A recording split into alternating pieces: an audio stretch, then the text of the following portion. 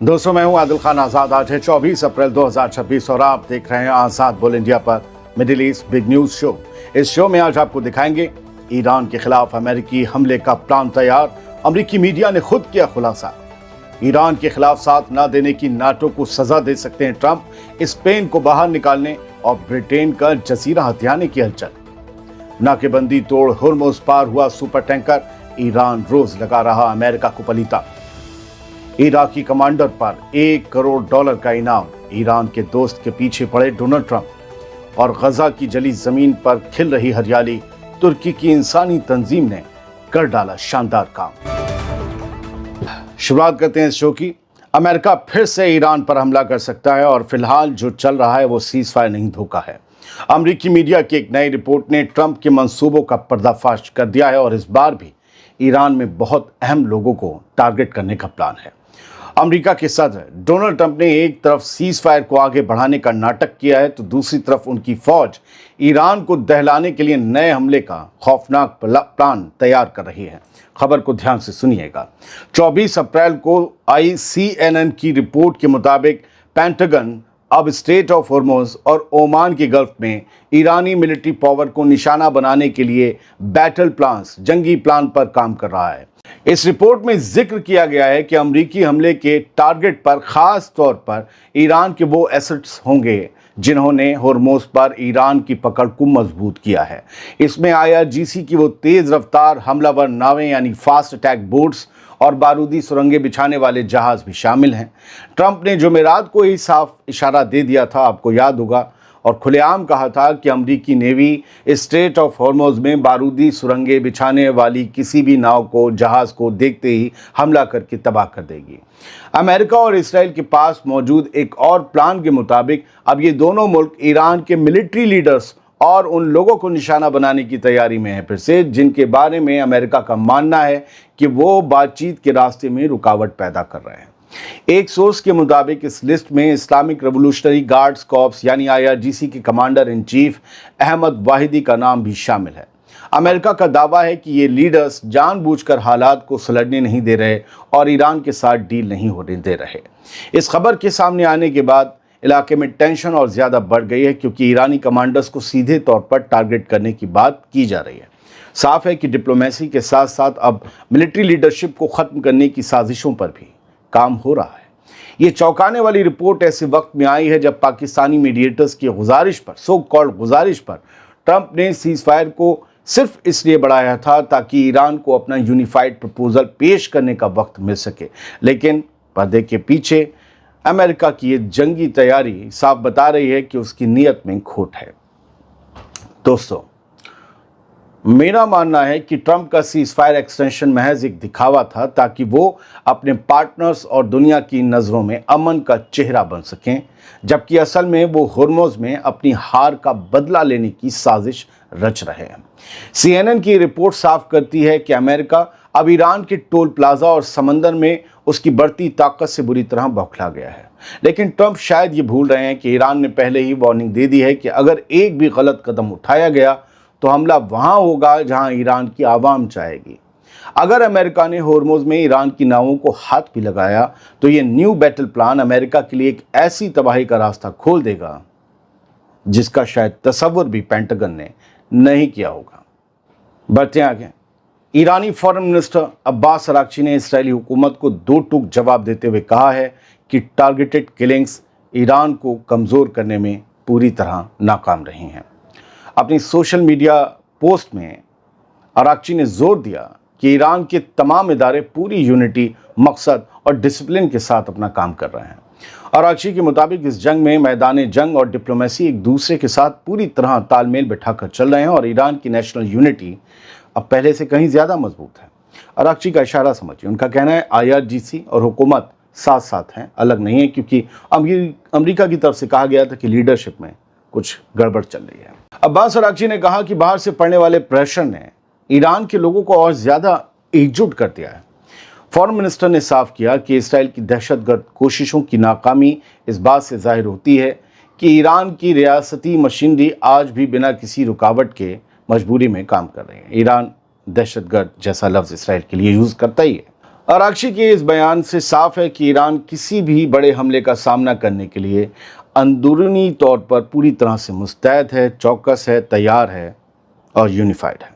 बढ़ते हैं आगे। जिन्होंने ईरान के खिलाफ साथ नहीं दिया, अब उन मुल्कों को ट्रंप सज़ा दे सकते हैं और अब ईरान वॉर की वजह से स्पेन जैसे दिलेर मुल्क को नाटो से बाहर फेंका जा सकता है, क्योंकि स्पेन ने ट्रंप के आगे झुकने से इनकार कर दिया था। ब्रिटेन भी निशाना बन सकता है। ब्रिटेन बड़ा हलाई। 24 अप्रैल को सामने आई इस बड़ी खबर के मुताबिक पेंटागन के एक अंदरूनी ईमेल से एक बड़ा सनसनीखेज खुलासा हुआ है कि अमेरिका अब उन नाटो मुल्कों को सज़ा देने की तैयारी कर रहा है जिन्होंने ईरान के खिलाफ जंग में अमेरिका का साथ नहीं दिया। ये एक्सक्लूसिव रिपोर्ट के तौर पर छापा गया है दोस्तों। रॉयटर्स के मुताबिक एक अमरीकी अफसर ने बताया कि पेंटागन उन दोस्तों से बेहद नाराज़ है जिन्होंने अमेरिका को अपनी ज़मीन, बेस या हवाई रास्ते इस्तेमाल करने की इजाज़त नहीं दी। ईमेल में दिए गए ऑप्शंस के मुताबिक अमेरिका स्पेन को नाटो अलायंस से सस्पेंड कर सकता है। इतना ही नहीं, ब्रिटेन को झटका देते हुए अमेरिका फॉकलैंड आइलैंड्स पर उसके दावे को लेकर अपनी पोजीशन पर दोबारा गौर करने की धमकी दे रहा है, यानी ब्रिटेन की ज़मीन जाएगी। रिपोर्ट के मुताबिक पेंटागन के बड़े ऑफिशियल्स के बीच घूम रहे इस नोट में साफ साफ कहा गया है कि ईरान के खिलाफ जंग में मदद करना नाटो मुल्कों की बुनियादी जिम्मेदारी थी, लेकिन ये जिम्मेदारी निभाई नहीं गई। सदर डोनाल्ड ट्रंप पहले ही उन नाटो मेंबर्स को कड़ी मजम्मत का शिकार बना चुके हैं जिन्होंने हॉर्मोज खुलवाने के लिए अपनी नेवी नहीं भेजी। गौर करने वाली बात है कि 28 फरवरी को हवाई जंग शुरू होने के बाद से ये अहम समुद्री रास्ता बंद है। ट्रंप ने यहाँ तक कह दिया है कि वो अब नाटो से बाहर निकलने पर भी गौर कर रहे हैं। इस ताज़ा रुख से अमेरिका और उसके यूरोपीय साथियों के बीच दरार और गहरी हो गई है। ये शायद आज की सबसे बड़ी खबर थी। ईरान लगातार अमेरिका की समुद्री नाकेबंदी की धज्जियां उड़ा रहा है और धता बता कर अपने जहाज बाहर निकल रहा है। 24 अप्रैल को सामने आए समुद्री ट्रैकिंग डेटा से ये पता चलता है कि अमेरिका की नेवल ब्लॉकेट के दावों के बावजूद ईरान से निकला एक और पाबंदियों वाला सुपर टैंकर जिसका नाम है कुबा, वो हॉर्मोज को पार कर गया आराम से। कुराकाओ के झंडे तले चलने वाला ये super tanker, heavy size tanker, Hormoz को पार करने के बाद अब लार्क आइलैंड के मशरिक में लंगर डाले हुए है। अमेरिका ने दावा किया था कि उसने इस इलाके में सख्त नाकेबंदी कर रखी है और ईरान के तेल कारोबार को पूरी तरह से ठप कर दिया है, लेकिन इस सुपर टैंकर की आवाजाही ने अमेरिकी दावों की पोल खोल दी है। साफ है कि ईरान इन पाबंदियों नाकेबंदी के बावजूद अपना तेल सप्लाई करने का रास्ता निकाल रहा है। आइए अब ईरान के अलावा दुनिया की कुछ दूसरी अहम खबरों का रुख करते हैं। अमेरिका के सदर डोनाल्ड ट्रंप ने ऐलान किया है कि लेबनान और इसराइल के बीच जारी सीज़फायर को 3 हफ्तों के लिए और बढ़ा दिया गया है। ट्रंप ने अपने ट्रुथ सोशल प्लेटफॉर्म पर यह जानकारी व्हाइट हाउस में लेबनान और इसराइल के एनवॉयज के साथ हुई एक हाई लेवल मीटिंग के बाद दी। सदर ट्रंप ने रिपोर्टर्स को बताया कि इस 3 हफ्ते के सीज़फायर के दौरान लेबनानी प्रेसिडेंट जोसेफ आउन और Israeli prime minister Benjamin Netanyahu की व्हाइट हाउस में मुलाकात होने की पूरी उम्मीद है। लेकिन दोस्तों, ज़मीनी हकीकत कुछ और ही इशारा कर रही है। कागजों पर सीज़फायर बढ़ने के बावजूद साउथ लेबनान पर इसराइली फौज के हमले अब भी जारी हैं।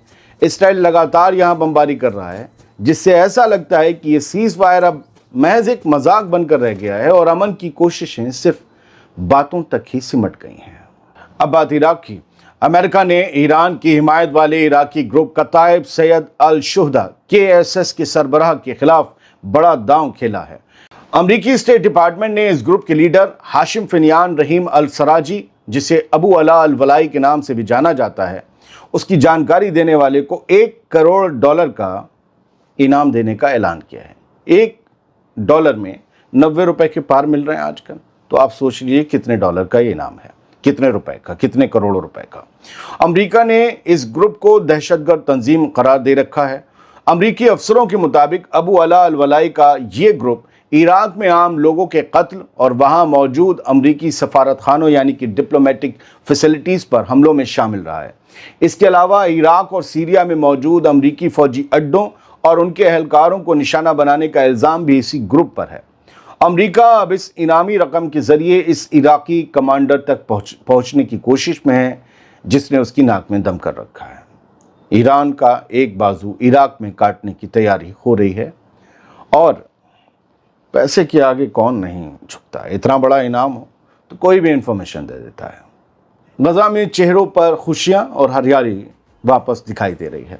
तुर्की की जानी मानी तंजीम IHH ह्यूमैनिटेरियन रिलीफ फाउंडेशन ने तबाह हो चुके गजा में उम्मीद की एक नई किरण जगाई है। जहां एक तरफ गजा की ज़मीन इसराइली बारूद से झुलस चुकी है, वहीं इस तंजीम के मेंबर्स उस बंजर और जली हुई ज़मीन पर दोबारा खेती करके हरियाली और खुशहाली लाने की कोशिश में जुटे हैं। IHH ने एक वीडियो शेयर करते हुए इस शानदार शुरुआत की जानकारी दी। तंजीम के मुताबिक अपने पुराने एग्रीकल्चरल प्रोजेक्ट्स को आगे बढ़ाते हुए IHH ने साउथ गजा में मुलूहिया, एक तरह की पत्तेदार सब्जी की खेती की है। फसल तैयार होने के बाद इसकी कटाई की गई और इन सब्जियों को गजा के उन ज़रूरतमंद लोगों तक पहुंचाया गया जो लंबे वक्त से भूख और किल्लत का सामना कर रहे हैं। मुलूहिया गजा के लोगों के खाने का एक अहम हिस्सा माना जाता है। ऐसे वक्त में जब वहाँ खाने पीने की चीज़ों की भारी किल्लत है, कमी है, तब ताज़ा सब्जियां मिलना किसी तोहफे से कम नहीं है। गजा के हालात जहाँ बेहद ख़राब हैं, वहाँ IHH की ये कोशिश न सिर्फ लोगों का पेट भर रही है, बल्कि ये भी दिखा रही है कि अगर जज्बा हो तो बारूद के ढेर पर भी ज़िंदगी दोबारा मुस्कुरा सकती है। ये तस्वीर 22 अप्रैल को जारी की गई थी।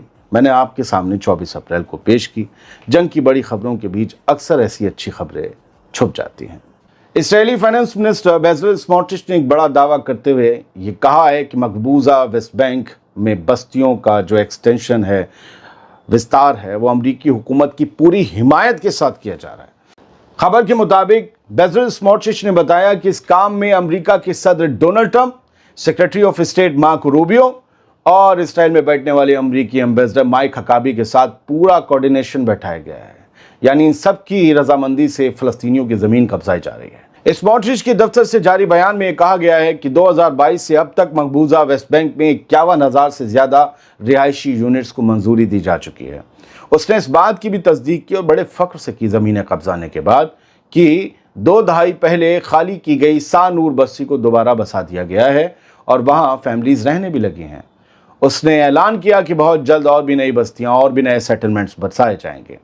यही नहीं, स्मोट्रिच ने अब गजा पट्टी को भी पूरी तरह फतह करने यानी कब्जाने और वहाँ इसराइली बस्तियाँ कायम करने की तैयारी करने का हुक्म दिया है। इस बयान से साफ है कि इसराइल अब अमेरिका की शह पर वेस्ट बैंक के साथ साथ गजा में भी अपना कब्जा पक्का करने की फिराक में है। और मस्जिद अल-अक्सा की हर रोज़ बेहुरमती हो रही है। वहाँ पर इलीगल सेटलर्स घुसकर अपनी तालमुदिक राइचुअल्स अदा कर रहे हैं, नाच गाना खेल कूद वगैरह।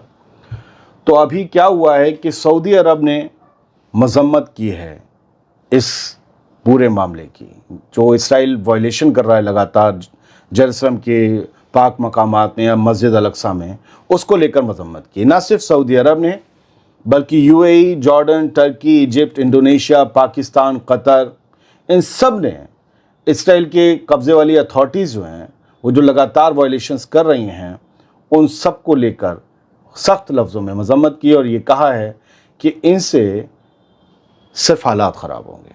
और इसराइल के जो इंतहा पसंद मिनिस्टर्स अल-अक्सा में घुस रहे हैं, इसराइली झंडा ले जा रहे हैं, ये नाकाबिल कबूल है। बस इसके अलावा और 30 नई सेटलमेंट्स जो बसाई हैं इन इसराइलियों ने नाजायज़ सेटलर्स के लिए, वो भी नाकाबिल कबूल है। बस अब डिप्लोमेटिक वे में तो यही कर सकते हैं, मिलिट्री वे में कोई हमला नहीं कर सकता। डिप्लोमेटिक वे में सिर्फ मजम्मत होती है, सभी करते हैं। बहुत बहुत शुक्रिया। सलामत रहिए, खुश रहिए।